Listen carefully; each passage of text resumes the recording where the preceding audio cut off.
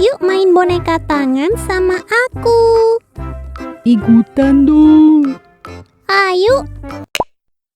Halo teman rupa-rupi, yuk kita bikin boneka tangan seperti ini. Kita bisa siapkan dulu kain flanel dan lem tembak. Pertama, kita akan menggambar pola boneka tangan di atas kertas. Kita gunakan tangan kita sebagai ukuran dan kita gambar polanya seperti ini. Lalu kita gunting. Selanjutnya kita siapkan kain flanel seperti ini. Kita gunakan satu dulu.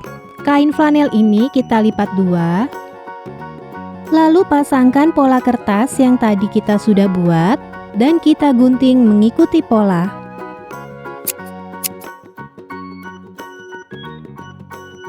Kita buat satu lagi.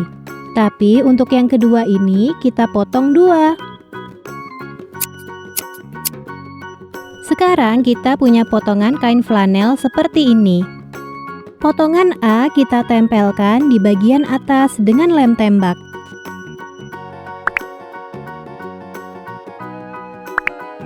Potongan B kita tempel di bagian bawah.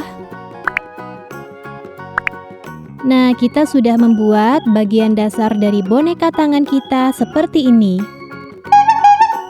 Sekarang kita akan membuat bagian dalam mulut. Kita akan menggunakan pola kertas yang tadi sudah kita bikin, tapi ukurannya kita bikin lebih kecil. Pola ini kita gunakan untuk menggunting kain flanel warna merah. Caranya seperti ini.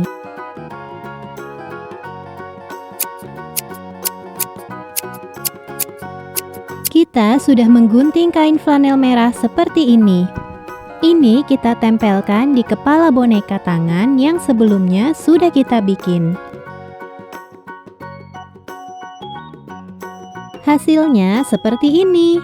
Sekarang kita tinggal menghias boneka kita. Tapi sebelumnya teman-teman klik dulu tombol like dan subscribe di channel ini ya.